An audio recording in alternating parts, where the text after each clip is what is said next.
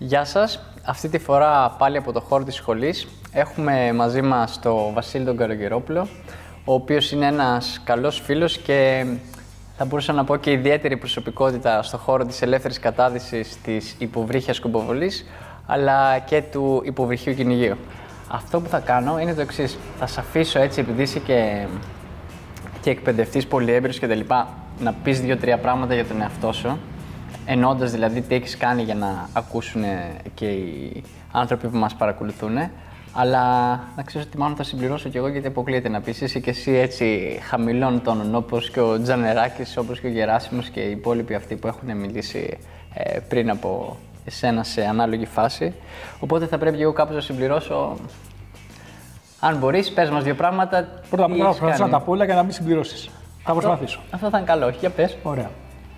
Είμαι και εγώ εκπαιδευτής λοιπόν ελεύθερης κατάδυσης και της Ελληνικής Ομοσπονδίας και του FBI. Είμαι εκπαιδευτής υποβρύχιας αλίας και της ΚΜΑΣ και του SI, Spear Fishing Instructors. Είδες. Σταμάτησα να λέω, ναι, είμαι αθλητής της υποβρύχιας σκοποβολής. Έχω υπάρξει πανελληνιονίκη στην ελεύθερη κατάδυση σε ένα αγώνισμα βάθους παλιά. Όταν είσαι παλιά, πες λίγο. Νομίζω 2007-2008, κάτι τέτοιο. Ήταν η πρώτη μου επαφή με αγώνες βάθους. Πολύ ωραία εμπειρία. Μάλλον ήταν πολύ χαμηλός ο συναγωνισμός, δεν θα είχαν δηλώσει άλλοι και κέρδισα. Παρ' όλα αυτά ήταν πολύ ωραία εμπειρία και η συμμετοχή μου στους αγώνες ελεύθερης κατάδυσης. Έχω λάβει και σε πισίνα πολλές φορές μέρος. Έχω λάβει και κάποιες φορές μέρος σε αγώνες υποβρύχιας αλίας, αλλά σε ενδοσυλλογικούς. Κάναμε κάποιους αγώνες με τον ναυτικό όμιλο Αλιώτης. Στο Κατάκολλο. Και μου άρεσε πάρα πολύ αυτό το παιχνίδι. Εκεί είναι και η καταγωγή σου, ας πούμε. Εκεί είναι και η καταγωγή μου, ναι. Κάνα 2 φορές νομίζω είχα συμμετάσχει σε αγώνες του Γλάφκου χωρίς ιδιαίτερες επιτυχίες. Μάλλον άψαρος έβγαινα. Όχι, μάλλον έβγαινα άψαρος. Ναι. Αλλά μου άρεσε πάρα πολύ αυτή η διαδικασία και το άψαρος, γιατί μάθαινα συνέχεια πράγματα. Ναι, νομίζω ότι αυτός είναι ο κύκλος. Το πιο σημαντικό όμως από όλα, αυτό που με χαρακτηρίζει. Στη σκοποβολή. Ναι, η σκοποβολή ήταν η καλύτερη μου φάση, γιατί ξεκίνησα τυχαία να ρίξω μετά από ένα ψάρεμα. Πήγα σε ένα αγώνα σκοποβολής. Οι φίλοι μου όλοι συμμετείχαν και μου πρότειναν να συμμετάσχω κι εγώ. Την ημέρα που συμμετείχα έκανα πανελλήνιο ρεκόρ με ένα δανεικό όπλο, ένα ράγιο που μου είχε δανείσει ο Στάτης Ομπίνης. Και ήταν το όπλο που είχαν φτιάξει για το σύλλογο. Δηλαδή, ο πρωταθλητής του συλλόγου θέλει, ας έχουμε ένα όπλο να ρίχνει. Με αυτό το όπλο λοιπόν το πήρα, έριξα. Έκανα ακριβώς ό,τι μου είπαν οι παλιότεροι. Νομίζω μου είχε συμβουλέψει ο Τάσος ο Κλιτσίκας από το Αγρίνιο. Μου είπε τι να κάνω, το έκανα και όλα πήγανε σούπερ. Έκτοτε, νομίζω ότι όποιος κερδίζει, όσο κερδίζω, παίζω. Συνέχισα να παίζω. Και από το 11 και μετά που λαμβάνω μέρος σε αγώνες, δεν έχω χάσει ποτέ μία πρώτη θέση από κάποια από τα αγωνίσματα. Μερικές φορές έχω κερδίσει παραπάνω από ένα, αλλά σίγουρα κερδίζω ένα από τα 3. Ωραία, θα σε ρωτήσω λίγο για τη σκοποβολή, γιατί είναι κάτι ιδιαίτερο που, να σου πω την αλήθεια, εγώ πιστεύω ότι τα επόμενα χρόνια θα αναπτυχθεί και πολύ. Και καλό θα είναι να δώσουμε έτσι μερικές πληροφορίες. Τέλος πάντων, θα σε ρωτήσω. Δεν μας έχει πει καθόλου για το κολύμπι. Πες μας 2 λόγια για το κολύμπι, γιατί θέλω να κάνω ένα σχόλιο overall. Κολύμπι. Ξεκίνησα να κολυμπάω σε πάρα πολύ μικρή ηλικία, 4 χρονών, στο ναυτικό όμιλο Πύργου. Είχα την ευλογία να έχω προπονητή έναν τοπικό ήρωα, τον Νίκο Τομοσχόπουλο, ο οποίος μας έμαθε να είμαστε αθλητές διαβίου. Εκεί θέλω να καταλήξω. Δεν μας έμαθε να γίνουμε πρωταθλητές μία στιγμής. Λατρέψαμε τον αθλητισμό, είμαι 52 χρονών και συνεχίζω να κολυμπάω, αλλά κυρίως συνεχίζω να αθλούμε. Ακόμα και κατά την καραντίνα που όλα ήταν κλειστά, έτρεχα, ενώ δεν το συχαίνω με το τρέξιμο, αναγκάστηκα να κάνω να τρέχω στον δρόμο. Κολυμβητής και τρέξιμο είναι 2 έννοιες αντίθετες. Ναι, το συχαίνομαι έτσι. Δεν είχα πισίνα, δεν είχα τίποτα και αναγκάστηκα να τρέξω μόνο γιατί δεν είχα κάτι άλλο να κάνω. Δεν νομίζω ότι μπορώ να σταματήσω να αθλούμε. Είτε αυτό είναι γυμναστήριο, είτε αυτό είναι κολύμπι, είτε αυτό είναι υποβρύχια δραστηριότητα σε όποια της μορφή, γιατί τη λατρεύω. Είτε είναι μηχανάκι, γιατί όπως δεν ξέρεις, αυτό που σου είπα θα σου πω και καλά. Έτρεξα 10 χρόνια περίπου, από το 1998 μέχρι το 2008.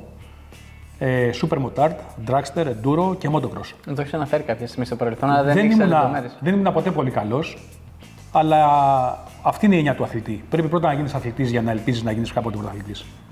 Οπότε το απέλασα ακόμα και αν ποτέ δεν έγινα πρωταθλητής. Συμφωνούμε και εγώ, αυτό ήθελα να κάνω σχόλιο, ρε παιδί μου, εκεί ήθελα να καταλήξω. Και ένας από τους βασικούς λόγους, ας πούμε, πέρα από την έτσι, γνωριμία και τη συμπάθεια, ξέρω εγώ, που φαντάζομαι υπάρχει, είναι αμοιβαία και όχι μονόδρομη, τέλος πάντων. Σε θεωρώ αξιόλογη προσωπικότητα, ας πούμε, στον χώρο και με το κύλο να με πάρει συμφέρον. Ναι.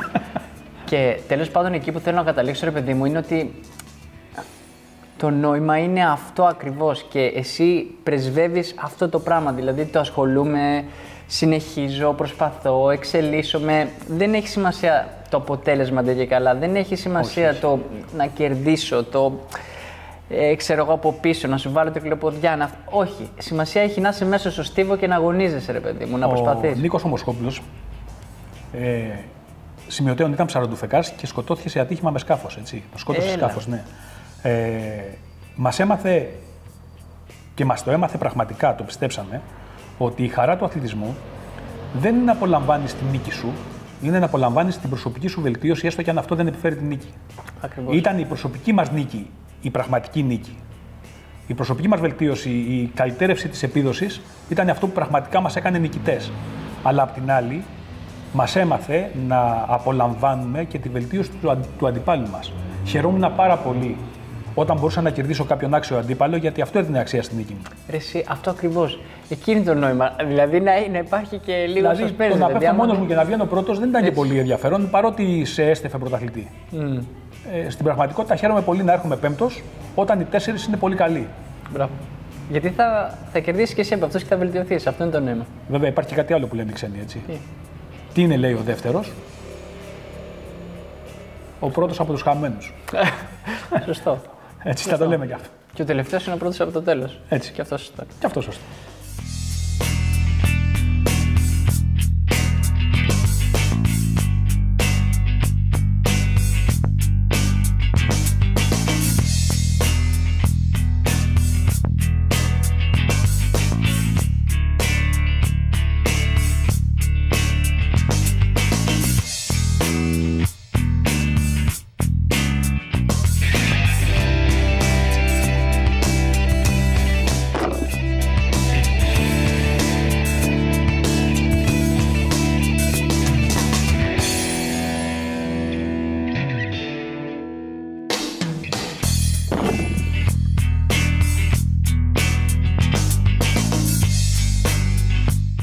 Ωραία.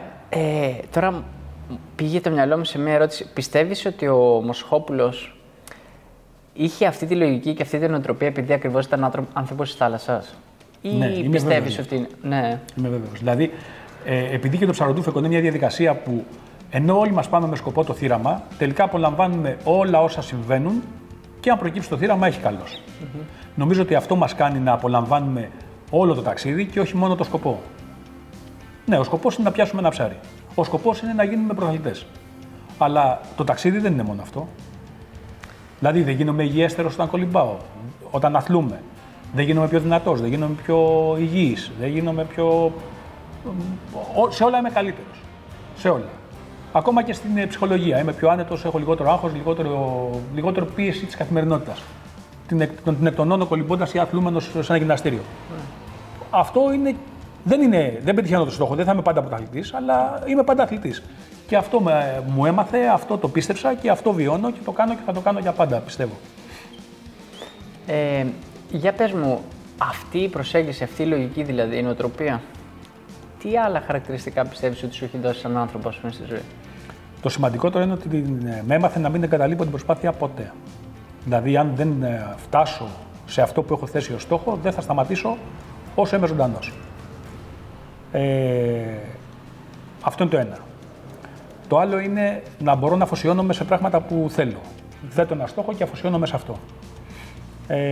Το δεύτερο είναι ότι προσπαθώ να εκμεταλλεύομαι τον χρόνο μου και να μην το σπαταλάω σε κακής ποιότητας πράγματα. Δηλαδή δεν παρασχολούμαι με τηλεπαιχνίδια, με τηλεόραση, με βιντεοπαιχνίδια, γιατί τα θεωρώ ότι δεν μου δίνουν πράγματα. Ενώ το να πάω να γίνω καλύτερος και υγιέστερος είναι πολύ πιο σημαντικό από το να παίξω 2 ώρες PlayStation. Ή να πάω σε καφετέρια. Είναι σχεδόν σαν να ακούω εμένα, ας πούμε, έτσι, και χαίρομαι που τα ακούω από το στόμα σου, γιατί βλέπω, ρε παιδί μου, ότι υπάρχουν και άλλοι άνθρωποι τέτοιοι. Ναι. Εσύ έχεις 2 παιδιά από τα οποία, από τις συζητήσεις που έχουμε κάνει δηλαδή και από αυτά που μπορώ εγώ να γνωρίζω, είναι 2 πολύ καλά παιδιά. Όλοι οι γονείς έτσι λένε για τα παιδιά τους. Εντάξει, τώρα το λέω εγώ, δεν το λες εσύ, αυτό το είπα εγώ, δεν το είπες εσύ όμως. Πώς επηρέασε ως γονέα, ας πούμε, αυτή η προσέγγιση της ζωής, ας πούμε, αυτή η λογική? Πρώτα, στη διάρκεια που εκπαιδευόμουν ως εκπαιδευτής ελεύθερης κατάδυσης, έγινα καλύτερος γονιός. Μέσα από τη διαδικασία του να μάθω να εκπαιδεύω, δεν έμαθα να εκπαιδεύω μόνο μαθητές ή αθλητές, αλλά έμαθα να εκπαιδεύω τα παιδιά μου. Έμαθα να αφιερώνω πραγματικό χρόνο και ποιοτικό χρόνο μαζί τους, να τους λέω την αλήθεια και να απαιτώ να μου λένε την αλήθεια και αυτά που τους υπόσχομαι να τα πραγματοποιώ πάντα. Αυτές ήταν οι βασικές δομές της σχέσης μας. Ακόμα και τώρα λοιπόν που τα παιδιά μου είναι μεγάλα, είναι 24 χρονών, έχουμε κρατήσει αυτή τη σχέση, έχουμε κρατήσει αυτή την ειλικρίνεια σχέση και μας δίνει και έχουμε την ευλογία να παραμένουμε φίλοι και να εμπιστευόμαστε 100% εγώ τα παιδιά μου και τα παιδιά μου εμένα. Και όλους μαζί η γυναίκα μου. Γιατί αυτή ήταν και ο συνδετικός κρίκος της προσπάθειας. Θα σε ρωτούσα μετά για τη γυναίκα σου. Κοίταξε να δεις, δεν έχουμε πρόγραμμα για το πώς θα πάει η συζήτηση, το πηγαίνουμε αυθόρμητα, αλλά το θέμα είναι το εξής. Εγώ θεωρώ ότι αυτού του τύπου συζητήσεις είναι πολύ πιο σημαντικές από το να συζητήσουμε, ξέρεις, για το ψάρι που έπιασα και για το όπλο που έγινε έτσι κτλ. Δηλαδή, οι ανθρώπινες σχέσεις, ας πούμε, είναι που πηγάζουν, ξέρεις, μέσα από αυτή την δραστηριότητα ή που επηρεάζονται από αυτές τις δραστηριότητες. Είναι κάτι το οποίο δεν έχει συζητηθεί, ας πούμε, και έχει πάρα πολύ μεγάλη αξία. Γιατί εφόσον αυτές οι δραστηριότητες επηρεάζουν πάρα πολύ εμάς και πώς είμαστε, πώς σκεφτόμαστε και τι κάνουμε, αντίστοιχα έχουν αντίκτυπο σοβαρό και στους γύρω μας. Η σχέση σου με τη γυναίκα σου πώς εξελίχθηκε μέσα στα χρόνια με αυτές τις διαδικασίες? Είχα την ιδέα να τις εξηγήσω και να τις ορίσω και να θέσω κάποια όρια στις δραστηριότητες μου από την πρώτη μέρα της σχέσης μας. Αυτό το κράτησα με πάρα πολύ αυστηρούς περιορισμούς. Τα τελευταία 30 κάτι χρόνια που είμαστε μαζί, είμαστε 32-33 χρόνια μαζί, τη γνώρισα το 1990. Και μάλιστα στις 16 Σεπτέμβρη του 1990. Δηλαδή την γνώρισες? Ναι, τη γνώρισα. Παντρεύτηκα το 1995. Από το 1990 όμως, από την πρώτη Σαββατοκύριακο που τη γνώρισα, της είπα ότι εγώ τα Σαββατοκύριακα πηγαίνω για ψάρεμα. Και πήγαινα για ψάρεμα. Κάποτε μου ζήτησε να πάμε στο γάμο μιας φίλης της, πολύ καλής, η οποία παντρευόταν Κυριακή. Και της είπα: συγγνώμη, μπορούμε να πάμε όπου θέλεις, να της κάνουμε δώρο, να της κάνουμε ό,τι θέλεις, αλλά εγώ στο γάμο δεν θα είμαι για ψάρεμα. Δεν υποχώρησα, έστω και αν φάνηκε πολύ εγωιστικό ή πολύ έτσι, πολύ αλλιώς. Ακόμα και επειδή ήμουν νεαρός τότε και δεν ήμουν σίγουρος αν οι επιλογές μου είναι σωστές ή όχι, επέμενα στο να κρατήσω τα όρια που έχω θέσει στον εαυτό μου, γιατί αυτό είχα μάθει σαν αθλητής να κάνω, αλλά και στη σχέση μου. Της είπα: αυτό γνώρισες, αυτό πήρες. Και αυτό μας έκανε να έχουμε διακριτούς ρόλους. Και εγώ σέβομαι τα δικά της όρια και αυτή σέβεται τα δικά μου. Αυτό μας δίνει μια σχέση η οποία διαρκεί στον χρόνο και είναι πάντα ποιοτικότερη και καλύτερη.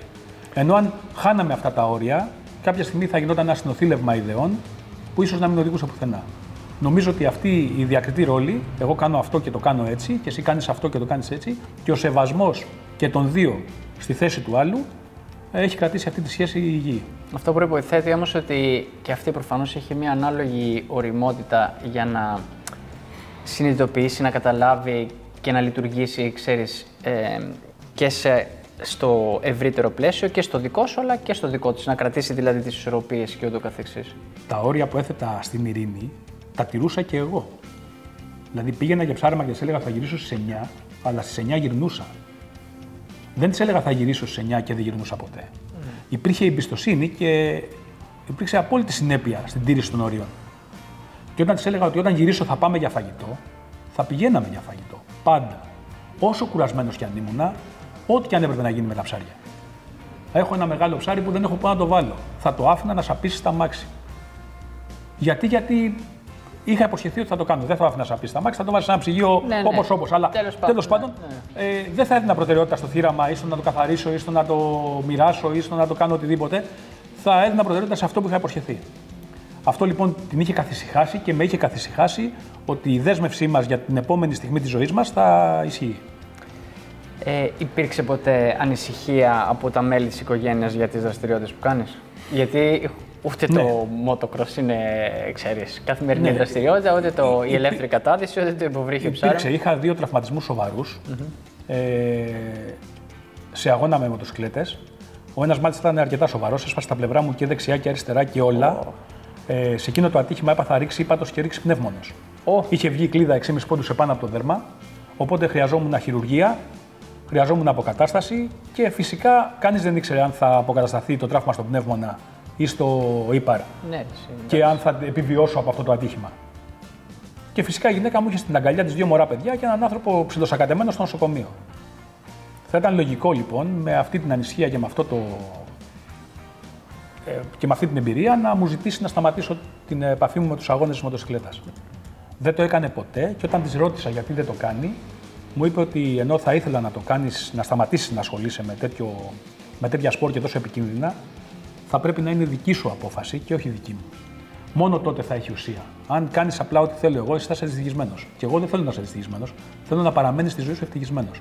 Όταν κλείσεις τον κύκλο σου και αποφασίσεις να το σταματήσεις, γιατί θα διαπιστώσεις εσύ ο ίδιος τον κίνδυνο ή το αν έχει νόημα πια αυτό που κάνεις ή όχι, τότε θα είναι απόφαση δικιά σου. Και εγώ θα τη στηρίξω όπως στηρίζω όλες τις αποφάσεις. Αυτό με έκανε να την αγαπάω ακόμα περισσότερο και να τη σέβομαι ακόμα περισσότερο. Και ναι, η αλήθεια είναι ότι μετά από λίγα χρόνια που και εγώ συνειδητοποίησα ότι τα πράγματα δεν μου τέριαζαν, γιατί ήμουν λίγο πιο παχής από τους υπόλοιπους, γιατί ήμουν λίγο πιο μεγάλο σε ηλικία. Γιατί έκανα ένα κύκλο που χόρτασα και τελείωσε. Έκανε τον κύκλο του. Σταμάτησα και ασχολήθηκα με τα υπόλοιπα που πάντα ασχολιόμουν. Και με το κολύμπι και με την υποβρύχια δραστηριότητα. Ωραία. Αλλά ποτέ δεν με πίεσε να σταματήσω.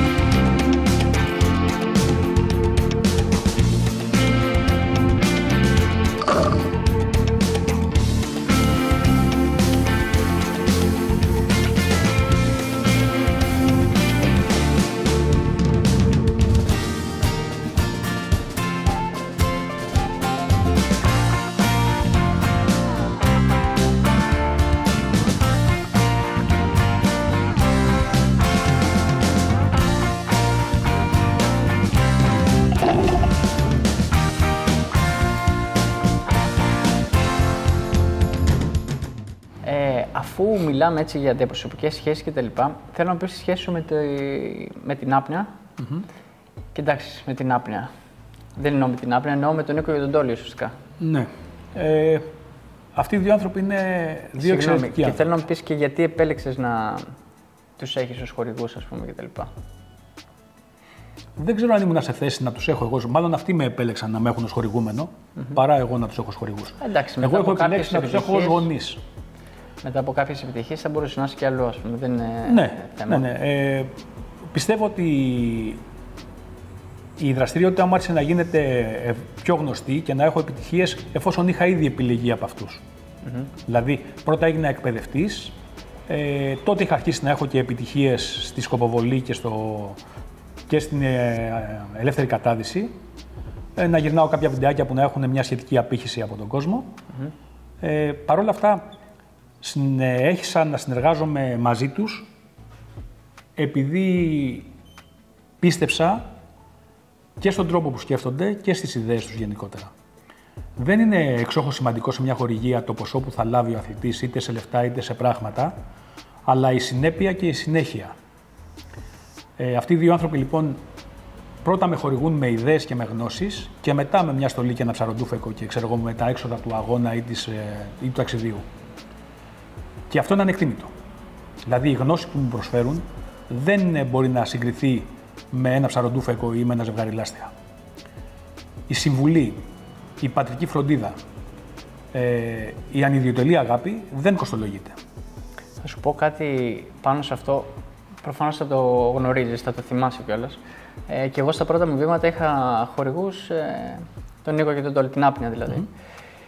Οι οποίοι, καλά, τότε ήμουν και πολύ μικρός, ας πούμε, αλλά. Μην ξεχνάς ότι και αυτοί πολύ μικροί. Δηλαδή θέλω να επιμείνω σε αυτό, γιατί οι σχέσεις τους με τους χορηγούμενους αθλητές δεν ήταν πάντα ίδιες. Είχαν και το Σιδέρι χορηγούμενο, είχαν και τον Τζέντα χορηγούμενο, είχαν και σένα χορηγούμενο.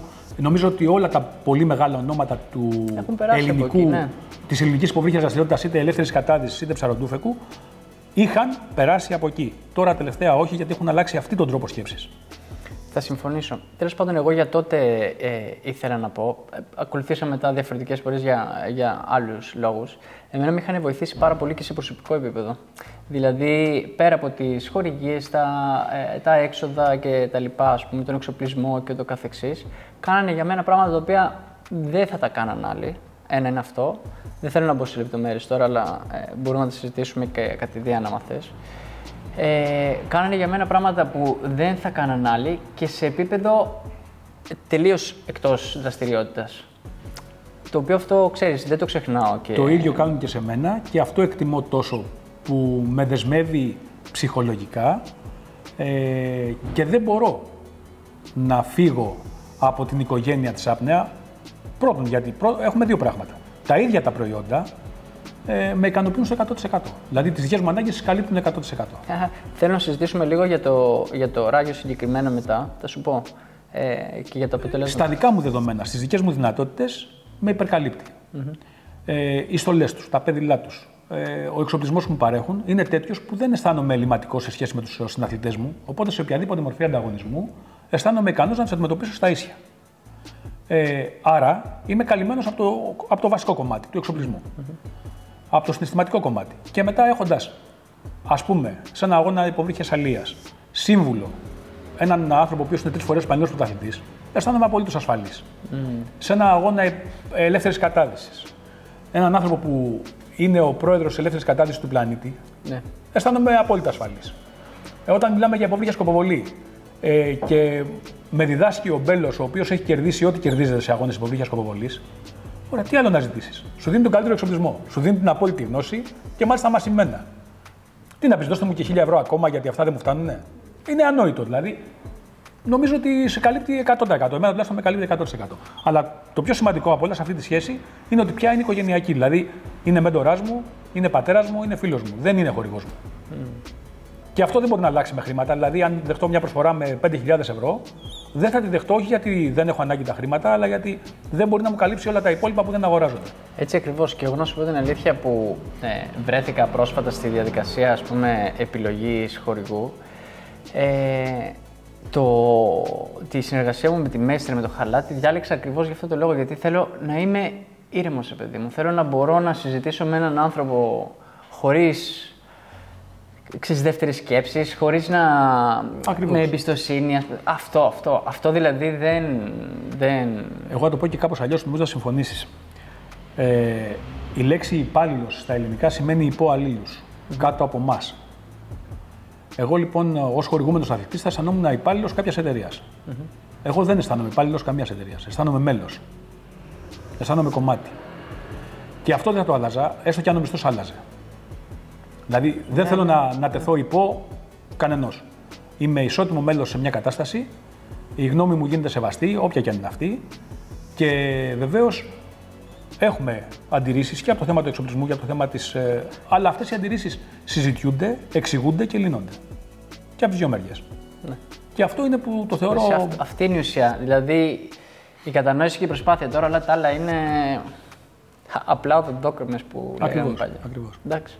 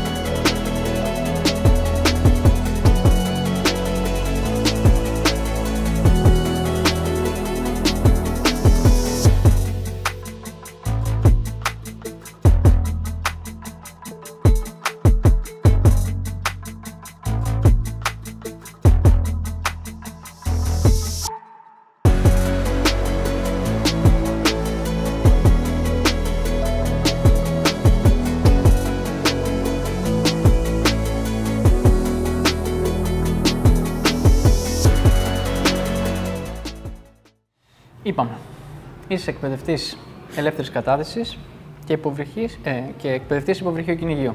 Εντάξει.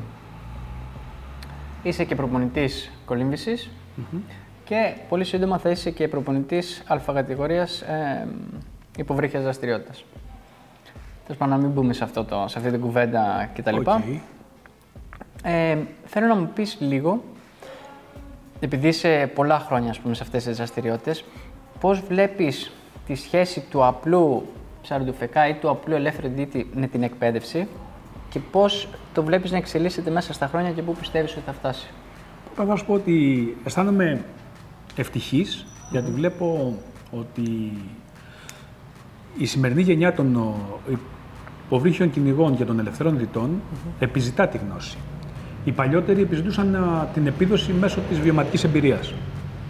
Αυτό σιγά σιγά αλλάζει και κατανοούμε όλοι μας πια ότι ένα αποτέλεσμα ασφαλή έρχεται μόνο μέσα από εκπαίδευση. Η βιωματική εμπειρία δεν είναι αρκετή. Ακόμα και στην προπονητική. Δηλαδή, την χάνει να έχουμε πρωταθλητές εξαιρετικούς, οι οποίοι να μην είναι καλοί προπονητές, γιατί δεν έχουν την ακαδημαϊκή γνώση που χρειάζεται.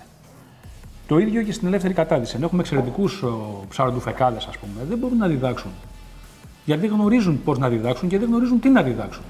Είναι πολύ διαφορετικό λοιπόν να μιμούμαστε τον καλό και πολύ διαφορετικό να εκπαιδευόμαστε από τον καλό. Και από ποιον καλό, από αυτόν που μπορεί να με εκπαιδεύσει καλά. Για να με εκπαιδεύσει ή να με προπονήσει κάποιος καλά, προϋποθέτει ότι έχει ο ίδιος εκπαιδευτεί σωστά για να μπορεί να εκπαιδεύει. Γι' αυτό και καλός ή κακός στην Ελλάδα έχουμε πολύ καλούς εκπαιδευτές και πολύ κακούς εκπαιδευτές. Και είναι κάτι το οποίο θέλω να το συζητήσω. Δηλαδή, το ότι υπάρχουν εκπαιδευτές που δεν είναι για εκπαιδευτές, εμένα με ενοχλεί και με στεναχωρεί. Και είναι δουλειά των ομοσπονδιών, των οργανισμών που επιτρέπουν σε όχι τόσο καλούς εκπαιδευτές να εκπαιδεύουν. Αυτό είναι ένα κομμάτι το οποίο θα ήθελα να διορθωθεί στην εκπαίδευση. Όσο για το θέμα των μαθητών, εξορισμού οι μαθητές έρχονται για να μάθουν. Δεν υπάρχουν καλοί και κακοί μαθητές, υπάρχουν απλά μαθητές. Καλά, σύμφωνα. Έτσι, εξορισμού. Υπάρχουν όμως καλοί και κακοί εκπαιδευτές. Εγώ προσπαθώ να γίνομαι καλύτερος εκπαιδευτής συνέχεια. Επιζητώ τη γνώση, δεν θα σταματήσω να την επιζητώ μέχρι να πεθάνω, γιατί θεωρώ ότι είναι ο μόνος τρόπος να παραμένεις σε teaching status. Δηλαδή να μπορείς να είσαι αποδοτικός και να σέβεσαι τους ανθρώπους που σε εμπιστεύονται.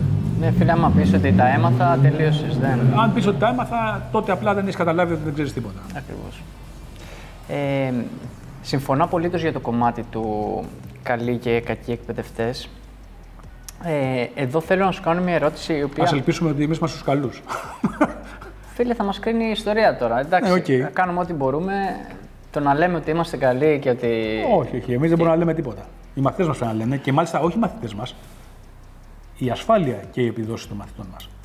Όχι οι μαθητές μας με λόγια. Οι μαθητές μας με λόγια μπορούν να λένε ό,τι τους πούμε να λένε. Ή ό,τι αυτοί θελήσουν να λένε, γιατί συνήθως ο μαθητής γίνεται και φίλος με τον δάσκαλό του, ακόμα και αν ο δάσκαλός του είναι πολύ κακός. Απλά επειδή είναι δάσκαλός του. Γνωρίζουμε όλοι ότι όταν επιλέξω έναν εκπαιδευτή, εξ αρχής τον έχω ήδη αποδεχτεί. Επιλέγω τον Καλογερόπουλο και τον αποδέχομαι να με εκπαιδεύσει γιατί τον έχω επιλέξει. Και γι' αυτό και πάω και τον πληρώνω. Οκ. Άρα είχα την τιμή να με εκπαιδεύσει ο Καλογερόπουλος. Δεν γνωρίζω όμως, γιατί δεν μπορώ να το συγκρίνω με τον Μπέλο ή με τον Γιάνγκο για το πόσο καλός είναι σε σχέση με τους άλλους.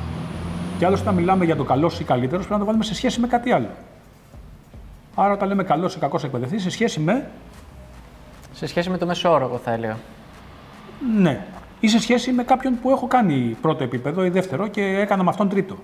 Ναι, ο μαθητής, ναι, έχεις δίκιο, δεν μπορεί να ξέρει, ας πούμε.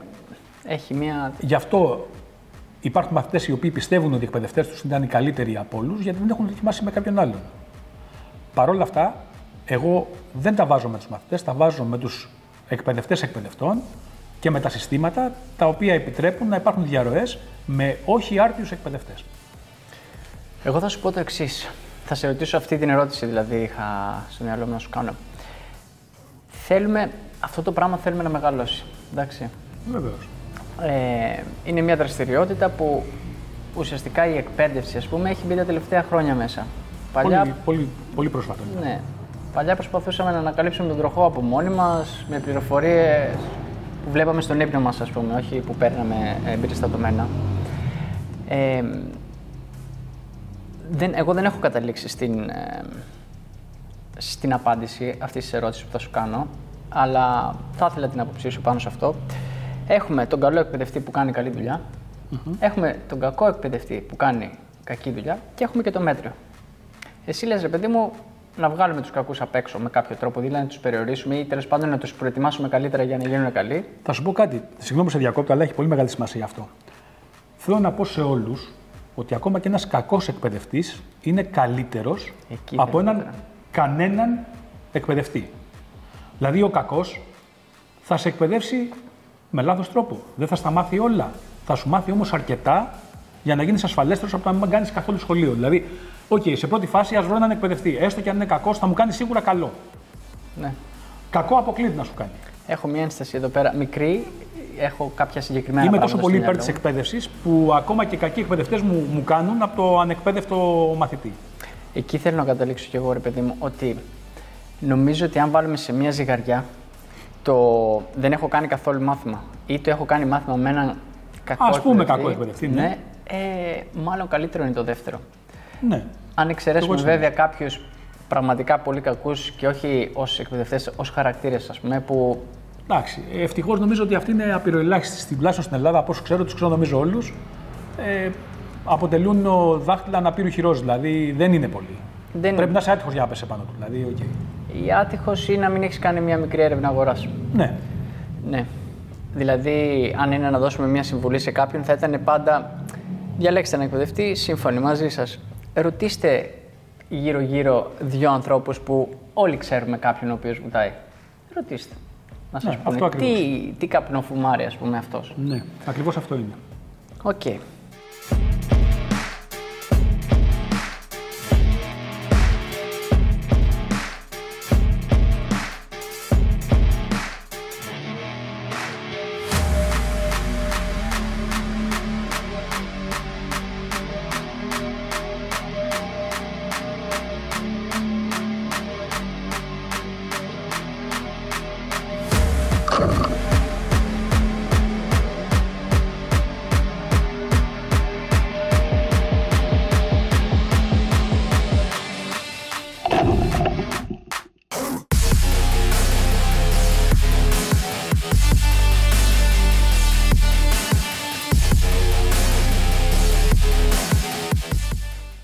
Ως πολύ έμπειρος, εντάξει, θέλω τη γνώμη σου, ας πούμε, για κάποια άτομα. Ανέλησε το όπως θέλεις, εντάξει, δηλαδή πολύ, λίγο, ναι, όχι, μπορεί να μου πεις ότι δεν θέλω να μιλήσω γι' αυτό, ας πούμε, ξέρω εγώ, κτλ. Θα σου πω μερικά άτομα, τα οποία θεωρώ ότι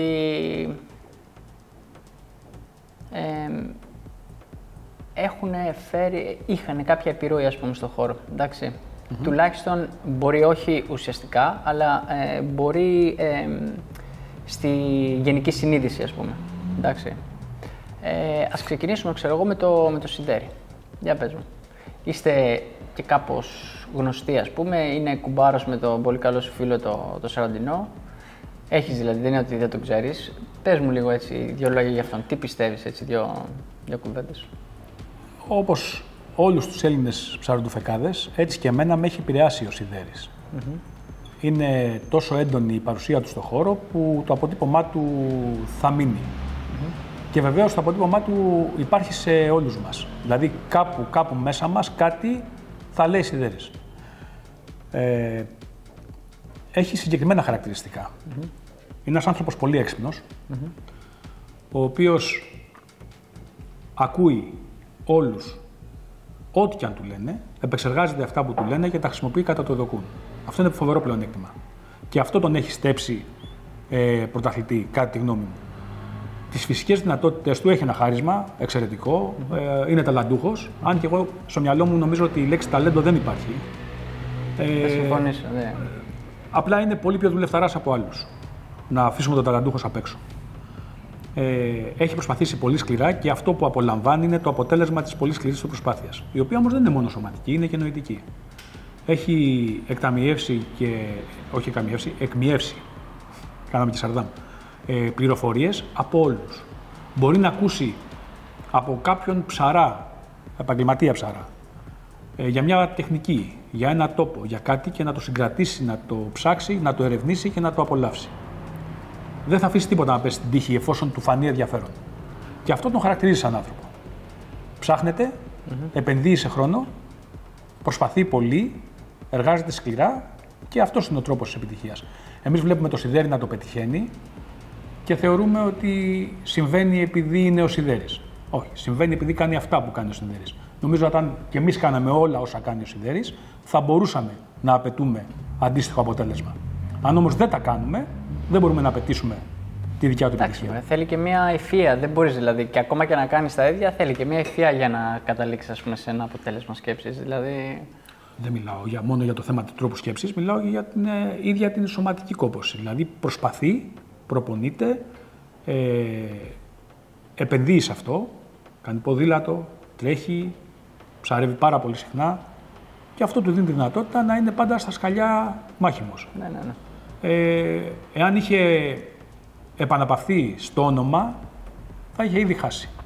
Και τώρα ακόμα που μεγαλώνει και που οι νεότεροι γίνονται πολύ δυνατοί και όλο και δυνατότεροι, όλοι γνωρίζουμε ότι κάποια στιγμή θα χάσει. Είναι σίγουρο. Παρ' όλα αυτά... Αχ, δεν το ξέρω αυτό. Εγώ είμαι ψιλοαπογοητευμένος με τη νέα γενιά, να σου πω. Εντάξει. Τα θέλουν έτοιμα. Ναι, ευτυχώς όχι όλοι. Ευτυχώς όχι όλοι. Δηλαδή υπάρχουν κάποιοι οι οποίοι βλέπουν το πράγμα από τη σωστή του μεριά. Το θέμα είναι αν θα τους δοθούν οι ευκαιρίες που δόθηκαν σε εμάς. Είχαμε πλεονεκτήματα. Είχαμε θάλασσες, ναι. Είχαμε. Τι λες, φίλε. Εγώ νομίζω στάθηκα τυχερός γιατί βρήκα θάλασσες που είχαν ψάρια και τα ψάρια με έμαθαν να τα ψαρεύω. Ενώ τα παιδιά σήμερα πάνε σε θάλασσες που έχουν λιγότερα ψάρια και δεν έχουν τις ευκαιρίες να κάνουν τα λάθη που έκανα εγώ και να μάθουν τα λάθη. Συμφωνώ, αλλά αντίστοιχα όμως έχουν και τόση πρόσβαση στη γνώση. Είναι το μόνο που τους σώνει. Ακριβώς. Δηλαδή εξισώνεται αυτό. Οπότε δηλαδή μπορεί να χάνουν από το ένα πράγμα αλλά κερδίζουν από το άλλο. Και πίστεψέ με, ρε παιδί μου, ότι τα ψάρια, αυτό που λες εσύ, οι πολλές συντουφεκές, η βιωματική εμπειρία. Ναι, θα σε έφτανε μέχρι κάπου. Χωρίς τη γνώση δεν μπορείς να πας παραπέρα. Τώρα, έχοντας τη γνώση. Δεν έχεις όμως τη βιωματική εμπειρία. Ναι, μπορείς να την αποκτήσεις όμως, γιατί έχοντας τη γνώση δεν είσαι στο μέσο όρο των. Σαφώς, έχοντας τη γνώση, φεύγεις πολύ πάνω από το μέσο όρο των ψαροδοφεκάδων, γιατί το μέσο όρο των ψαροδοφεκάδων είναι ανεκπαίδευτη. Αυτή είναι η πραγματικότητα ελληνική. Το μέσο όρο των ψαροδοφεκάδων είναι τελείως ανεκπαίδευτη. Ενώ αυτοί που έχουν εκπαιδευτεί με τον Α ή με τον Β τρόπο, ενώ ή με την ελεύθερη κατάδυση, με τα σχολεία της ελεύθερης κατάδυσης, ή ακόμα με τα σχολεία του ψαρδούφεκου, που είναι νομίζω μια ολοκληρωμένη μέθοδος, που μπορεί να πιάσει το πράγμα σε όλη του τη δομή και να ξεκινήσει και να τελειώσει με πληροφορίες από το περιβάλλον, από τα θυράματα, από τις εποχές, από τη μορφολογία του βυθού, από το είδος των θυραμάτων και να πιάσει το πράγμα από το Α μέχρι το Ω, τους δίνει αυτό το πακέτο που χρειάζονται για να κάνουν κάτι που είναι τόσο πολυσχηδής όσο το ψαροντούφεκο. Ναι. Είναι πολύ. Γιατί το ψαροντούφεκο δεν είναι, άρση βαρών που υπάρχει μια τεχνική που λέγεται αρασέ και την εκτελούμε με απόλυτο τρόπο και πετυχαίνουμε απόλυτο αποτέλεσμα. Δεν είναι 100 μέτρα πεταλούδα. Εντάξει, μην τε σοβεντώνουμε. Όχι, δεν σοβεντώνουμε, αλλά στο μυαλό μου, όντας αθλητής της κολύμβησης, γνωρίζω τα 4 βασικά στυλ κολύμβησης, εξασκούμε σε αυτά όλη μου τη ζωή και έχω να αντιμετωπίσω πάντα μία πισίνα με 27 βαθμούς θερμοκρασία ή με 26,5, που να είναι συγκεκριμένη απόσταση. Και εγώ να πρέπει να κάνω το καλύτερο που μπορώ για το οποίο εκπαιδεύομαι όλη μου τη ζωή. Και ξαφνικά έχουμε να κάνουμε μια δραστηριότητα η οποία εξαρτάται από τις καιρικές συνθήκες, από το ρεύμα, από το κύμα, από τη θολούρα, από τη συμπεριφορά της συναγρίδας η οποία σήμερα ξύπνησε στραβά. Και όλο αυτό χρειάζεται πάρα πολλές δεξιότητες και πολύ διαφορετικές, τις οποίες δεν μπορώ να καλλιεργήσω στην προπόνηση. Δεν θα αντιλέξω, απλά ξέρεις, δεν μου κάτσε καλά αυτή η σχετική ισοπαίδωση, ας πούμε, της άρσης βαρών, ας πούμε, γι' αυτό το είπα. Ωραία, κάτω κολύμπι, κάτω τρέξιμο. Δηλαδή, ειδικεύομαι στα 100 μέτρα sprint. Ωραία, και ειδικεύομαι. Όσο και ειδικός να γίνω, και μπορώ να γίνω πάρα πολύ ειδικός, στο ψαροντούφεκο δεν μπορώ. Δηλαδή, θα κάνω την ίδια προσπάθεια που κάνει ο δρομέας, θα αφιερώσω τον ίδιο χρόνο και δεν θα έχω μάθει τίποτα. Δηλαδή, αλλά δεν έχω μάθει βυθόμετρο. Ωραία, δεν μπορείς να κερδίσεις. Αλλά δεν είμαι καλός στη βάρκα και δεν γνωρίζω να κάνω 2 βασικούς κόμπους. Δηλαδή, μα τι σχέση έχει με το να πιάσει το ψάρι. Έχει απόλυτη. Έχει απόλυτη. Οπότε λέω, είναι τόσο πολύ πολυσχηδής η δραστηριότητα του ψαροντούφεκου, που αν δεν εκπαιδευτείς στοιχειωδώς σε όλα, πρέπει να είσαι λίγο ηχθειολόγος, λίγο βιολόγος, λίγο προπονητής, λίγο αθλητής, λίγο ελεύθεροδίτης, λίγο να πιάνουν τα χέρια σου να φτιάξεις κάτι στον εξοπλισμό σου και στο όπλο σου. Δηλαδή, πόσα πράγματα χρειάζεται να έχει ένας μέσος ψαροντουφεκάς για να πιάσει ένα ψάρι? Δεν λέω χιλιάδες, λέω εκατοντάδες. Ενώ ένας αθλητής, μαθαίνει τη βασική τεχνική. Ωραία, αυτή είναι. Πρόστιμο. Θα το μάθει. Χέρια, πόδια, αναπνοή. Χέρια, πόδια, αναπνοή. Δύσκολο, δεν είπα ότι είναι εύκολο. Θα το μάθει όμως. Σε 1 χρόνο, σε 2, σε 5, σε 6 χρόνια θα κολυμπάει. Σε 6 χρόνια δεν κάνει ψαροντουφέκο. Εντάξει, το παίρνω πίσω. Εντάξει. Με έπεισες. Εντάξει, λοιπόν, για να κλείσουμε λίγο τη φάση του Σιντέρη. Εγώ τη φυλάω. Καλός είναι μόνο. Εγώ δεν τη φυλάω. Θα ήθελα πολύ να το δω τον άτιμο σε έναν αγώνα ελεύθερης. Θα ήθελα δηλαδή να ασχοληθεί και λίγο με την ελεύθερη, ρε παιδί μου. Έτσι, να κάνει μόνο θάλασσα, όχι τα άλλα. Οκ. Εγώ ξέρω πάρα πολλούς αθλητές. Όχι αθλητές, ξέρω πάρα πολλούς ψαροντουφεκάδες που θα μπορούσαν να σταθούν με αξιώσεις σε ένα αγώνα υποβρύχης αλίας και δεν το κάνουν. Και σου πετάω τον μπαλάκι, Γιάννη. Όχι γιατί δεν τους αρέσει η δραστηριότητα, αλλά γιατί φοβούνται μην φύγουν από το θρόνο τους. Όχι, μωρέ, σιγά τώρα μην φοβάται. Δεν φοβάται, όχι. Δεν λέω ότι φοβάται να φύγει από το θρόνο του. Ναι. Λέω ότι υπάρχουν πολλοί οι οποίοι ψαρεύουν αξιοπρεπέστατα και πολύ άνετα και πολύ βαθιά, με πολύ σοβαρά θηράματα. Βλέπουμε βίντεο τους. Και άμα τους πεις έλα σε ένα αγώνα, σου λέει εντάξει, μωρέ, δεν έρθω να κάνω. Δεν είμαι υπέρ των αγώνων. Ναι. Γιατί ξαφνικά μπορεί να απομυθοποιηθεί το θέμα και να μην φτάνουν τα 40 μέτρα που βουτάω ή τα 45, γιατί λείπουν όλα τα υπόλοιπα που είπαμε. Ακριβώς. Και πολλές φορές, όταν έχουμε ήδη εδραιωθεί σε μια θέση, δεν θέλουμε να τη ρισκάρουμε. Πρώτον. Και δεύτερον, είναι τόσο πολύ αυτό που κερδίζω από τη θέση που βρίσκομαι, ας πούμε ο Σιδέρης, μια και μιλάμε για τον Γιάννη. Είναι τόσο πολύ καλυμμένος με τις επιτυχίες του στο ψαροντούφεκο που δεν χρειάζεται άλλες. Δηλαδή να πέσω στην ελεύθερη κατάσταση και να κερδίσω. Ή να μην κερδίσω γιατί δεν μπορεί να κερδίσει. Ας πούμε, είμαι σίγουρος ότι δεν μπορεί να κερδίσει τον Καρέλο, ας πούμε, για παράδειγμα. Ναι, εντάξει. Ωραία. Δεν μπορεί να κερδίσει εσένα στην ελεύθερη κατάσταση. Είμαι σίγουρος. Δηλαδή, ως αθλητής των συγκεκριμένων αθλημάτων, μπορώ να καταλαβαίνω και να αξιολογήσω το αν μπορεί να βουτήξει, ας πούμε, 100 μέτρα. Ενώ μπορεί να ψαρέψει 60. Σύμφωνοι. Έτσι, τα 100 μέτρα δεν ξέρω αν μπορεί να βουτήξει. Και τα 110 είμαι σίγουρος ότι δεν μπορεί. Δηλαδή βάζω στοίχημα. Θα μου πεις, είσαι πόσο σίγουρος? Ή θα ήθελα να το δω, ας πούμε, να συμβαίνει. Αυτό είναι το θέμα. Αυτό είναι το θέμα. Ακριβώς. Έτσι θα μου πεις. Και έχει suspense, αυτό είναι το νόημα. Ναι, έχει suspense. Ας πούμε, δηλαδή όταν υπήρχε ένας αγώνας ελεύθερης κατάστασης με συμμετοχή του Σιδέρη, θα πήγαινα να πέσω στον νερό να το βλέπω από κοντά. Δεν θα ήθελα να το δω από τη τηλεόραση, θα το δω live.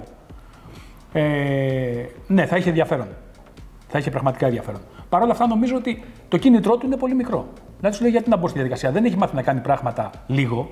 Είναι ο χαρακτήρας του έτσι. Ναι. Αν θα το κάνει, θα πρέπει να κάνει σοβαρή προπόνηση, να προετοιμαστεί και να κοιτάξει τον Καρέλο στα μάτια.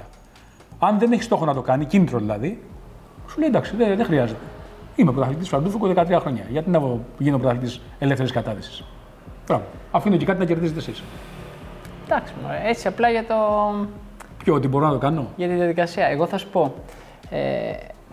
Πριν από πολλά χρόνια, ας πούμε, όταν έκανα ελεύθερη κατάδυση πολύ συστηματικά, ας πούμε, και κέρδιζα τα πάντα κτλ. Το κακό μας είναι αυτό είναι. Ότι κάνεις πολλά πράγματα καλά και μας κερδίζεις σε όλα. Ναι, εντάξει. Λοιπόν, έπαιρνα μέρος σε αγώνες κολύμβησης με τους μικρούς. Δηλαδή, εγώ ήμουν 25, ας πούμε, για παράδειγμα, και έπαιρνα μέρος με τα 17-18. Ναι. Τα οποία, ξέρεις, με πατούσανε, με αφήνανε μισή πισίνα πίσω, ας πούμε. Και ο προπονητής μου τότε, ο Λευτέρης, ο Λιθαδιώτης, μου έλεγε «Μαλάκα, μικρέ, οι μικροί εδώ σε πατήσανε», και μου την έλεγε έτσι. Τότε δεν καταλάβαινα, ξέρεις, με ψιλοπείραζε κιόλας και μου έλεγα τι μου λέει αυτός τώρα, αλλά ουσιαστικά καταλαβαίνω μετά από πολλά χρόνια, ας πούμε, ότι το έλεγε ακριβώς για αυτό το λόγο, ρε παιδί μου, ότι έχει σημασία. Δεν είσαι πώς να πω, ο τέλειος. Υπάρχει κάτι, μπορεί να είσαι καλός σε αυτό που κάνεις, αλλά σε άλλα πράγματα θες προσπάθεια. Δηλαδή θέλεις συνέχεια να προσπαθείς να βελτιώνεις. Ακόμα και σε αυτό που είσαι τέλειος, είναι νομοτελειακό ότι δεν θα είσαι για πάντα. Ακριβώς. Αυτό είναι νομοτελειακό. Δηλαδή, μπορώ να βρεθώ στο ύψιστο σημείο για ένα μικρό χρονικό διάστημα. Μια στιγμή, πια. Για ένα μικρό χρονικό διάστημα. Κάποιοι το λένε στιγμή, κάποιοι το λένε ένα χρόνο, κάποιοι το λένε μια σεζόν, κάποιοι το λένε 3 σεζόν, οι πολύ, πολύ δυνατοί. Και αυτό δίνει και πολύ μεγάλη αξία στο Σιδέρη που καταφέρνει να βρίσκεται σε αυτή την ύψιστη στιγμή πολλές φορές στη ζωή του. Θα μου πεις, αυτό τον κάνει και ξεχωριστό. Δηλαδή, κι άλλοι έχουν κερδίσει ένα πρωτάθλημα, κι άλλοι έχουν κερδίσει 2, κάποιοι έχουν κερδίσει 3, κάποιοι 5. 13 κανένα. 5, έτσι. 13. Ναι. Δηλαδή είναι πολύ. Και αυτό, αν κάποιο μου έλεγε, πες μου πολύ γρήγορα έναν τρόπο να μου πει ποιο είναι καλύτερο ψαροντοφεκάς, θα έλεγα αυτό που έχει κερδίσει τις περισσότερες φορές. Ενώ σε μια πραγματική σύγκριση με πολύ συγκεκριμένους όρους, πιθανόν να έχανε. Εντάξει. Έτσι, αν βάζαμε, ας πούμε, αν είχαμε έναν τρόπο να τα κάνουμε όλα ολόιδια, που δεν υπάρχει, πιθανόν σε μια τέτοια σύγκριση να έχανε από κάποιον ή από κάποιους. Το θέμα είναι ότι καταφέρνει να βρίσκεται 13 φορές στην ίδια θέση και αυτό τον κάνει ξεχωριστό. Και με γεγονότα ανάμεσα που έχουν μεσολαβήσει, γιατί εντάξει, ο κόσμος βλέπει ένα πρωτάθλημα, μετά βλέπει ένα ακόμα, μετά βλέπει ένα ακόμα. Εντάξει. Ανάμεσα όμως μεσολαβούν διαστήματα τα οποία η ζωή είναι. Ήταν νιώσει και γέρασε. Μόνο αυτό. Στο χωριό μου. Έκανε παιδιά, έκανε γάμους, έκανε έχει πολλά πράγματα. Έχει αλλάξει η ζωή του, η καθημερινότητά του. Ωραία, εντάξει.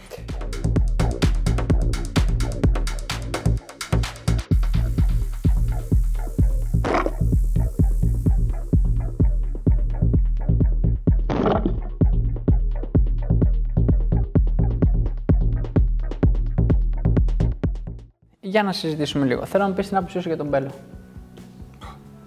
Ο μεγάλος γκουρού. Ένας άνθρωπος που είναι αγνός εραστής της υποβρύχιας δραστηριότητας σε κάθε της μορφή. Ό,τι έχει να κάνει με την υποβρύχια δραστηριότητα, όχι μόνο την αγωνιστική, ψάρια, θαλάσσιοι οργανισμοί, περιβάλλον, θάλασσα, ναυτοσύνη, ταξίδι με φουσκωτό, ιστιοπλοϊκό, ελεύθερη κατάρτιση, υποβρύχια σκοποβολή, υποβρύχιο ράγκμπι, υποβρύχιο οτιδήποτε. Ό,τι είναι υποβρύχιο ή έστω θαλασσινό, το αγαπάει. Το υπηρετεί και το υπηρετεί με μια διαφορετικότητα. Το ψάχνει, το γνωρίζει πολύ βαθιά, διαβάζει πάρα πολύ γι' αυτό, γίνεται σχεδόν ειδικός και μόνο τότε εκφέρει γνώμη και άποψη. Αλλά η άποψή του είναι εμπεριστατωμένη, τεκμηριωμένη και πολύ μεστή. Τέτοια που μπορείς να την ακολουθήσεις και με ασφάλεια. Γιατί κάνει ό,τι κάνει, αλλά πολύ σοβαρά. Είναι πολλοί που προσπαθούν να το κάνουν. Δεν το κάνουν τόσο σοβαρά και αφήνουν κενά. Ο Τόλης δεν αφήνει. Ο Τόλης έχει πάρει, αν δεν κάνω λάθος, ένα πρωτάθλημα ψαροντόφεκο ομαδικό ή κάνω λάθος, το θυμάσαι αυτό? Δεν ξέρω αν ο Τόλης, επειδή είχε τον Νίκο στην εταιρεία, ο Νίκος κέρδιζε και όσο κέρδιζε ήταν η ασφαλής λύση να κατεβαίνουν στους αγώνες όσο άπνεα με τον Νίκο να κερδίζει. Νίκο σαν παλιά και με τον Ρομπέρτο Νίκο κερδίζανε. Μάλιστα κερδίζανε τόσο εύκολα που ό,τι έπιανε ο Νίκος με τον Ρομπέρτο πιάνουν όλοι μαζί, ας πούμε. Οκ. Εντάξει, ήταν και άλλες εποχές. Αλλά τώρα ουσιαστικά αυτό που θέλω να σε ρωτήσω εγώ είναι ότι. Θα σου πω όμως κάτι που δεν ξέρω αν το ξέρεις, μπορεί και να το ξέρεις. Ο Μπέλος, τις εποχές που βουτούσε και που ψάρευε, αυτό που λέμε ερασιτεχνικά, όπως ψάρευαν όλοι. Ακόμα βουτάει, απλά το κάνει. Θα σου πω μια φάση σε πισίνα, έτσι. Στη ζούλα. Τότε που βούταγε με το Ζωνομέση στο Βασίλη, ψαρεύανε με πέδιλα, σούλα, μούλα, κούλα. Ναι. Δηλαδή τότε ό,τι πλαστικό υπήρχε. Ίδια, ναι. Και ψαρεύανε τα 40 μέτρα με σταθερά βαρύ όταν εμείς δεν γνωρίζαμε τι είναι τα 20, όχι εμείς. Όταν ο μέσος βαθύς ψαροντουφεκάς βούταγε 18, 20, 22 μέτρα. Και αυτοί ψαρεύανε άλλο τόσο σε μια εποχή που το κάνανε μόνο παγκόσμιοι πρωταθλητές και δεν το κάνανε με την ασφάλεια που το κάνανε αυτοί οι δύο. Δηλαδή, παρότι δεν είχε τις διακρίσεις τις αγωνιστικές στο ψαροντούφεκο, τις απέκτησε στη σκοποβολή βέβαια, δεν τις είχε γιατί ενώ ψάρευε πάρα πολύ βαθιά και έπιανε πάρα πολλά ψάρια, δεν χρειάστηκε να το κάνει γιατί οι συνθήκες δεν το επέβαλαν. Είχε τον Νίκο που το έκανε. Και αφού η εταιρεία αντιπροσωπεύεται και διαφημίζεται, αν χρειαστεί θα πέσω εγώ σε κανένα αγώνα. Δεν χρειάστηκε και δεν πέφτω. Κάπως έτσι νομίζω. Κάπου εκεί πήγαινε η ερώτησή μου για αυτόν. Έτσι, με δύο κουβέντες, ας πούμε, για προσπάθησε να μου πεις πώς γίνεται κάποιος, ποια είναι τα χαρακτηριστικά που πρέπει να έχει κάποιος για να μένει ένα βήμα πίσω. Να μένει ένα βήμα πίσω ενώ να μην είναι στο spotlight, δηλαδή να μην προβάλλεται. Και να έχουν περάσει τα χρόνια και τα λοιπά, να είναι πάντα όμως εκεί στις επάλξεις να βοηθήσει, να κάνει, να φτιάξει και στο τέλος να δίνει και τόσα πράγματα όσο δίνει σε εμάς σε σχέση με την ελεύθερη κατάδυση, τις διαδικασίες κτλ. Γιατί αυτός κάνει πάρα πολλές δουλειές από πίσω που δεν τις καταλαβαίνει κανείς. Δηλαδή και νομικά για το ψαροντούφεκο και διαδικαστικά για την εκπαίδευση και με την ΚΜΑΣ δουλεύει πάρα πολύ. Και να σου πω την αλήθεια, εμένα η μεγάλη μου ανησυχία κάποια στιγμή, το είχα πει και στο Ζωνομέσι αυτό σε μια προσωπική συζήτηση που είχαμε. Βρεθήκαμε έτσι τυχαία κάπου και συζητούσαμε. Τι θα γίνει όταν φύγει ο Μπέλος από τη μέση. Τι γίνεται σε ένα καρδιογράφημα όταν σταματάει να χτυπάει η καρδιά. Κάνει μπιπ και κάνει μια ευθεία γραμμή. Δηλαδή, δυστυχώς πολύ φοβάμαι ότι δεν έχουμε απειθυνότητα για να επαναφέρουμε την κατάσταση. Δηλαδή, όταν φύγει ο Μπέλος, αυτό που τώρα γνωρίζουμε ως δραστηριότητα, τουλάχιστον στα ελληνικά δεδομένα, για ένα μεγάλο χρονικό διάστημα μέχρι να βρεθεί κάποιος επόμενος που λέγεται Μπέλος, ή αν θέλεις να βάλω και στην κουβέντα έναν Νίκο Καμπάνη, γιατί στο ψαροντούφεκο κάνει το ίδιο πράγμα ο Νίκος. Έτσι, αλλά στο κομμάτι όλο, ο Μπέλος το κάνει όλο. Και επεμβαίνει καμιά φορά και στο κομμάτι του ψαροντούφεκου όσο του επιτρέπεται. Στο νομικό κομμάτι κάνει μεγάλη δουλειά μαζί με τον Νίκο. Αυτό, δηλαδή, αν δεν ήταν η οργάνωση αυτή με τους επαγγελματίες, ας πούμε, θα ήμασταν τώρα χωρίς ακόμα ένα μήνα. Όμως για τον Μπέλο κάτι το οποίο το έζησα και αυτό τον χαρακτηρίζει όχι ως δραστηριότητα, ως προσωπικότητα της υποβρύχιας δραστηριότητας, αλλά ως άνθρωπο. Το 2013 ταξιδέψαμε μαζί ως συναθλητές για να πάμε στο Πανευρωπαϊκό Πρωτάθλημα Υποβρύχιας Σκοποβολής που θα πήγαινα πρώτη φορά. Αυτό που κέρδισες? Όχι, το 2016 κέρδισα που δεν είχε έρθει ο Μπέλος. Το 2013 λοιπόν ήταν η πρώτη φορά που βγήκαμε εκτός Ελλάδος και δειλά-δειλά πήγαμε μαζί με μια μεγάλη παρέα αθλητών.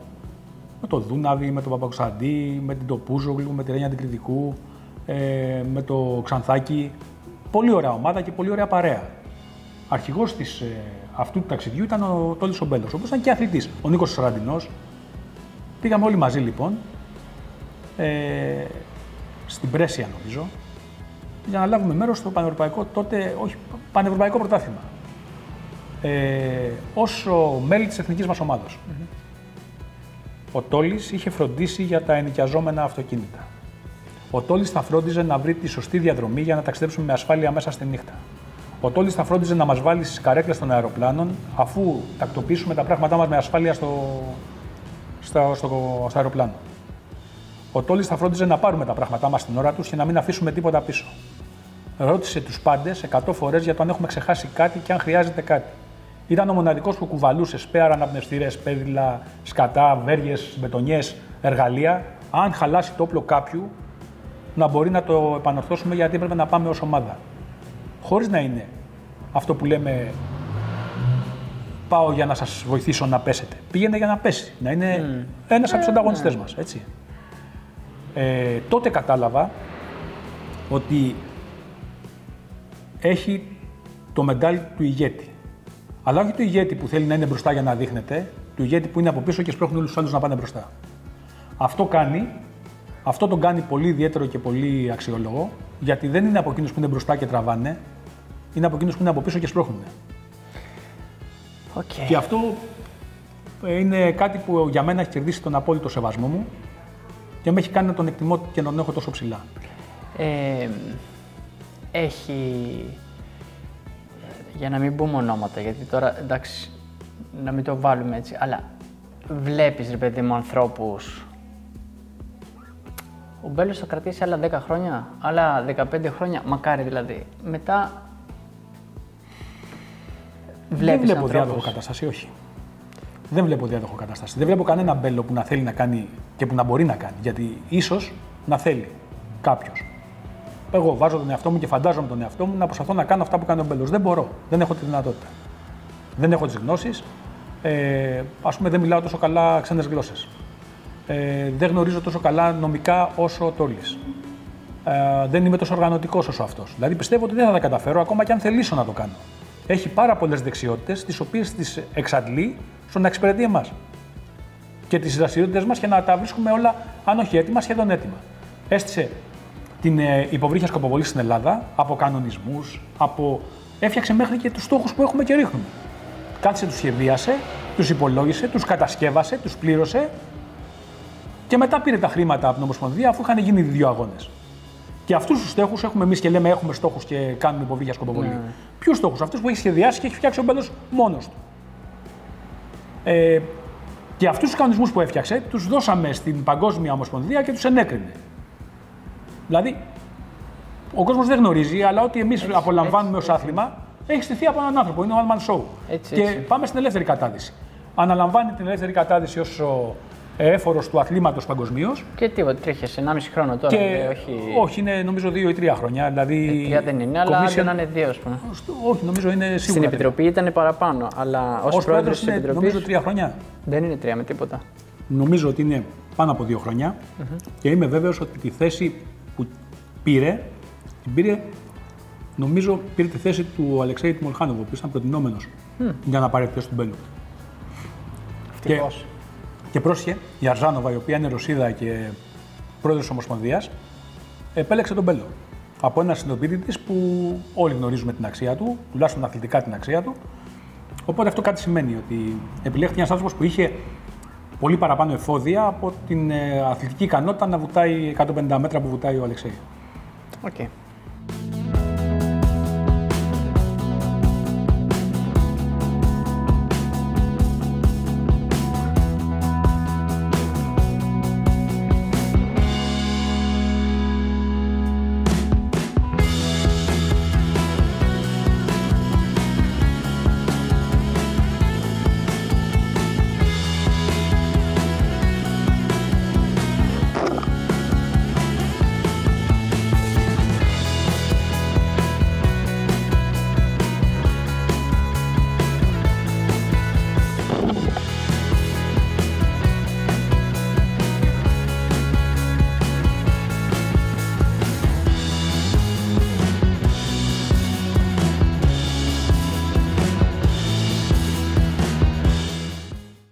Πες μου 2 κουβέντες για έναν νέο αθλητή στο ψαροτούφεκο. Δηλαδή ποιος πιστεύεις ότι μπορεί να κάνει κάτι τα επόμενα χρόνια? Πρώτα πιστεύω ότι μπορεί να κάνει κάτι οποιοσδήποτε νέος αποφασίσει να ασχοληθεί σοβαρά. Δηλαδή οι ευκαιρίες είναι εδώ και είναι οι ίδιες για όλους. Υπάρχουν κάποιοι άνθρωποι που είναι λίγο ξεχωριστοί γιατί έχουν ένα διαφορετικό mentality. Για πες μου 2-3. Αφού λες κάποιους, ας πούμε. Ναι. Έχω στο μυαλό μου έναν αθλητή πάρα πολύ παλιό. Είχε λάβει μέρος σε αγώνες ψαροτούφεκου πολύ παλιά. Λέγεται Χρήστος Τσατσαμπάς. Είναι Τσατσαμπάς Χρήστος. Είναι το ζευγάρι μου για πολλά χρόνια. Ένας αθλητής ο οποίος λόγω της εντοπιότητας, δηλαδή έμενε στην επαρχία, στον πύργο, ψάρευε στο Κατάκολο, δεν είχε ποτέ την οικονομική άνεση να κάνει πολλά ταξίδια ανά την Ελλάδα για να γνωρίσει άλλες μορφολογίες βυθών εκτός από τις τοπικές. Προσπάθησε πολλές φορές να λάβει μέρος και στο Champions League με τον Γκίτσο, νομίζω είχαν πέσει ζευγάρι, και σε κάποια πανελλήνια πρωταθλήματα 2-3 φορές. Αλλά προσπαθούσε να συμμετάσχει στα κοντινά, κάτι Καλαμάτα, κάτι εδώ Αθήνα, κάτι τέτοια. Δεν μπορούσε να πάει παντού. Παρ' όλα αυτά, είναι ένας εξαιρετικά δυνατός ψαροτούφεκας, ένας από τους καλύτερους που γνωρίζω. Και αυτός πιστεύω ότι αν είχε τη δυνατότητα να ασχοληθεί, ενώ την οικονομική δυνατότητα ή τη χορηγία, θα έκανε πράγματα.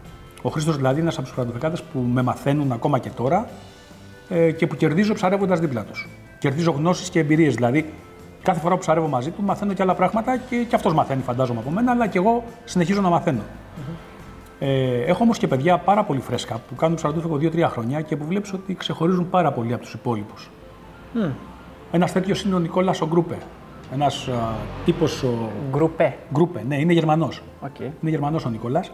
Ένα παιδί που από το σχολείο κιόλας έδειξε. Το σχολείο ελεύθερης κατάδυσης, ενώ γιατί δεν έχει κάνει σχολείο ψαροτούφεκου, έδειξε μια απίστευτη συνέπεια και επιθυμία να μάθει, κάνοντας πολύ στοχευμένες ερωτήσεις και κάνοντας πάρα πολύ σοβαρή προσπάθεια να εκπληρώσει το ζητούμενο της άσκησης με την πρώτη φορά.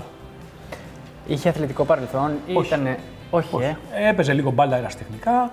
Δεν υπήρξε όμως ποτέ αθλητής ενός αθλήματος, ας πούμε, να είναι κολυμβητής ή να είναι κάτι άλλο ως αθλητής. Είχε όμως αυτό που λέμε τη γερμανική παιδεία. Δηλαδή είχε μάθει να βάζει το κεφάλι κάτω και να δουλεύει για το στόχο. Και να ακούει χωρίς πώς, τι και γιατί. Το είπε ο δάσκαλος, θα το κάνω. Δηλαδή είχε μια πειθαρχία πάρα πολύ ιδιαίτερη. Εκτός αυτού είχε την νοημοσύνη να αφιερώσει χρόνο όχι για να πιάσει και να αποδείξει ότι και αυτός μπορεί, αλλά να έρθει μαζί μου για ψάρεμα και να κοιτάξει γιατί εγώ το κάνω. Και κάθε φορά με ρωτούσε, γιατί πήγες από δεξιά, γιατί δεν έριξες, γιατί αναγκάστηκες και γιατί δεν άναξες το φακό, γιατί δεν έκανες. Συνέχεια ρωτούσε ένα γιατί. Πριν, μετά και κατά τη διάρκεια ρωτούσε γιατί.